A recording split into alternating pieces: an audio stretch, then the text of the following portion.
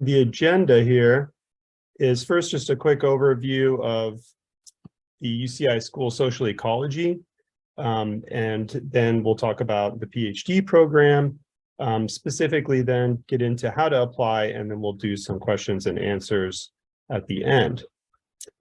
So the UCI School of Social Ecology is comprised of three different departments.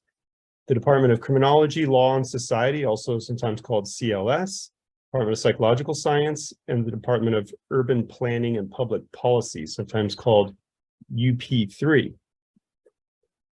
The theme of the school is science driving solutions. And so faculty in these different departments are working on a variety of societal problems, trying to make healthier people, healthier places, to prevent crime, to improve social justice, to advance technology and human potential. And these themes really cut across the different disciplines represented by the three departments within the school. So what about psychological science? Well, in psychological science, we seek to understand the origins of human behavior across the life course and in diverse sociocultural contexts, with the potential for application, again, to societal problems. And so faculty are doing lots of different work in different subfields of psychology. And much of the work is focused ultimately on these societal problems, everything though maybe from basic to more applied research. So how are applications reviewed? It's important to understand that it's very holistic. We look at grades, of course, those are important, but also prior research experience is extremely important. Also letters of recommendation from people preferably who know students very well is very important as well. And then the fit is critical. You know, does a student's interest fit with ongoing strengths in our department that would work out well for both the department and the student if they were to come. So all of these different factors are really weighed together. In terms of the program requirements, you have to have a faculty advisor, most importantly. They're going to advise you on your research, but also kind of help you through the overall program to get to the PhD. There are a number of required courses, some core courses that everybody takes, but also electives for major and minor areas of emphasis. In the first year, students come up with a concept paper, which ultimately leads to a project in the second year, and that will constitute like a master's thesis as an initial scientific project that hopefully will be published. And then students, after they cross that milestone, go on to take a comprehensive exam, which qualifies them to go for the dissertation, and then ultimately getting the PhD after the dissertation has been completed.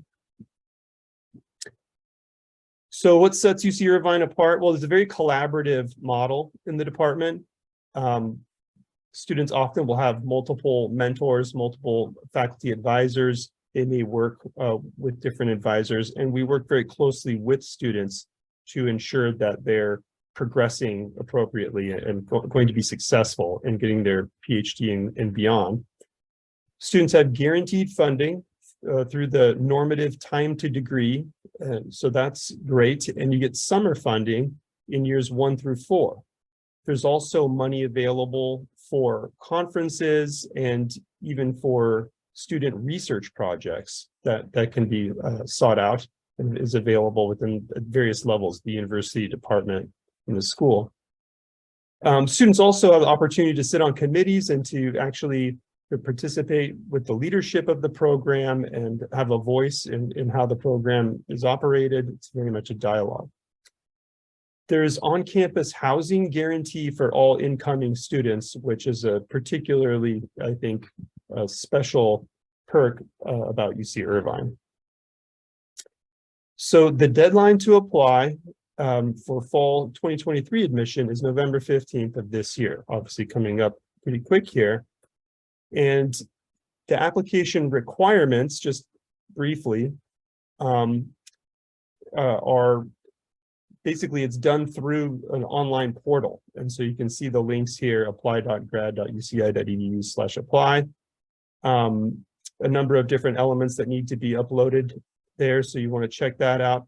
There's an application fee of $135 for US citizens or permanent residents, goes to $155 for international. You can get a waiver if you're a domestic applicant, but that request needs to be submitted 5 days prior to the deadline. Part of what you're going to need to have ready to upload are going to be unofficial transcripts from every college and university that you attended after high school. There's a minimum 3.0 GPA for eligibility at sort of the overall graduate level, but this is a very competitive, program, and so you're really looking for higher GPAs, most likely in the 3 to 5 range or higher is what we tend to see as in competitive applications. Importantly, the GRE is not required for the current 2023 cycle. English language proficiency, though, is required. And so if you graduated from a university that was where English was the sole language of instruction, and there's a list of these, this World Higher Education Database. If you graduated from a university where English is the sole language, then you don't have to worry about language proficiency. But if you didn't, then you have to demonstrate that through these tests, the TOEFL or the IELTS test, and we have minimum scores that have to be met in order for you to be a graduate student. In addition to that, you're going to need to obtain 3 letters of recommendation. You could have more, but up to a max of 5. And those all have to be uploaded online. We don't accept paper letters or anything like that. There also is a statement of purpose and personal history, which is very important. So you need to go to this website and really read all the details about what we look for in those and how to craft that to be competitive. And then you're also able to upload a CV or resume, as well as additional documents such as published papers or undergraduate theses. Those documents are often very helpful for us in reviewing applications. So if you have further questions, particularly about the application process and requirements, Iris Castro is a great contact. She's the Assistant Director of Graduate Affairs. Claudia Campos, who's on this call, is the Graduate Affairs Manager. And you can ask her questions about the program itself, the requirements to get the degree and that type of information. And then Cameron Wiley is the Psychological Science Graduate Ambassador. And so you can reach out to Cameron with questions about the student experience.